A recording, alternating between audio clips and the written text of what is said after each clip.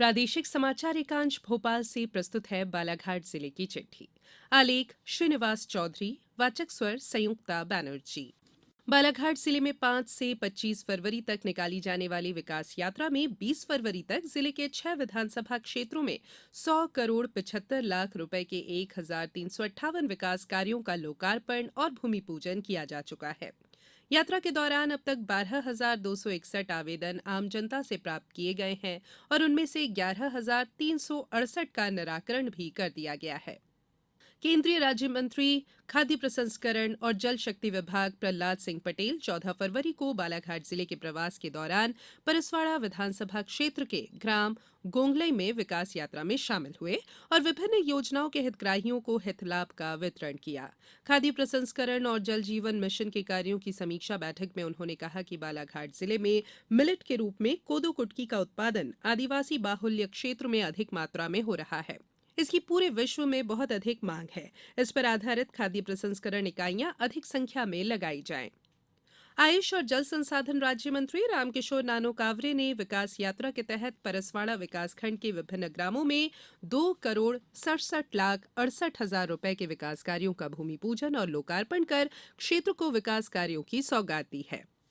बालाघाट शहर सहित जिले भर में महाशिवरात्रि पर्व श्रद्धाभाव से मनाया गया। शिवालयों में पूजन अर्चन और अनुष्ठान हुए। महाशिवरात्रि पर्व में भक्तों के बीच नगरपालिका बालाघाट ने स्वच्छता का संदेश दिया। महाशिवरात्रि के अगले दिन नगरपालिका अध्यक्ष भारती ठाकुर, पार्षदों और नगरपालिका कर्मियों ने शंकर घाट में स्वच्छता महाअभियान चलाकर मंदिर परिसर और नदी तट पर फैली सामग्री विशेषकर पॉलिथीन को एकत्रित कर पूरे परिसर को व्यवस्थित किया। इसके साथ ही पौधरोपण भी किया गया।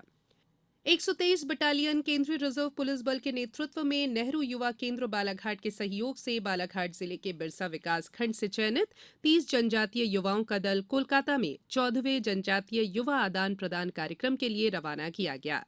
कलेक्टर डॉक्टर गिरीश कुमार मिश्रा ने 17 फरवरी को जिला चिकित्सालय का आकस्मिक निरीक्षण कर वहां की व्यवस्थाओं को देखा और आवश्यक दिशा निर्देश दिए।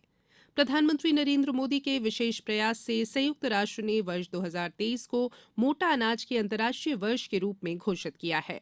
मोटे अनाज उत्पादन के प्रति किसानों, विद्यार्थियों और जनता में जागरूकता लाने के लिए श्री अन्न महोत्सव के अंतर्गत जटाशंकर त्रिवेदी महाविद्यालय में क्विज प्रतियोगिता का आयोजन किया गया।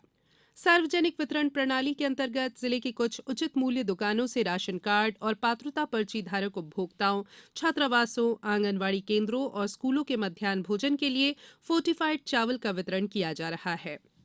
डाक विभाग द्वारा जिले के ग्रामीण क्षेत्रों में 275 डाकघर शुरू किए गए हैं। इनमें से अधिकांश डाकघर जिले के नक्सल प्रभावित क्षेत्र के गांव में हैं। जिले के दूरस्थ और नक्सल प्रभावित ग्रामों में डाकघर शुरू होने से इन ग्रामों के ग्रामीणों को डाक विभाग की सुविधा और योजनाओं का लाभ मिलने लगा है। मध्य प्रदेश शासन के आयुष और जल संसाधन विभाग के राज्य मंत्री रामकिशोर नानो कावरे के मुख्य आतिथ्य में परसवाड़ा विधानसभा क्षेत्र के ग्राम विश्रामपुर में विगत दिवस आदिवासी महासम्मेलन का आयोजन किया गया। इस अवसर पर विधायक निधि से निर्मित सभा मंच लागत 5 लाख और सामुदायिक भवन लागत 15 लाख के निर्माण कार्य के लिए भूमि पूजन भी किया गया। मुख्यमंत्री तीर्थ दर्शन योजना के तहत बुजुर्ग तीर्थयात्रियों का जत्था स्पेशल ट्रेन के माध्यम से काशी विश्वनाथ के लिए रवाना हुआ। मुख्यमंत्री कन्यादान योजना के अंतर्गत सामूहिक विवाह कार्यक्रम में 87 जोड़ों का विवाह संपन्न कराया गया और उन्हें उपहार सामग्री प्रदान की गई। जिला न्यायालय बालाघाट और तहसील न्यायालय वारासिवनी, बहियर, कटंकी और लांजी में नेशनल लोक अदालत का आयोजन किया गया। प्री लिटिगेशन और न्यायालय में लंबित कुल 1,497 प्रकरणों का निराकरण हुआ, जिसमें कुल समझौता राशि 4 करोड़ 64 लाख 35,307 रुपए का अवार्ड पारित हुआ। खेलो इंडिया के अंतर्गत मुलना स्टेडियम बालाघाट के मैदान में महिला फुटबॉल प्रतियोगिता फाइनल मैच खेला गया, जिसमें मणिपुर ने पश्चिम बंगाल को 1-0 से पराजित कर प्रतियोगिता जीत ली। जिले की चिट्ठी समाप्त हुई।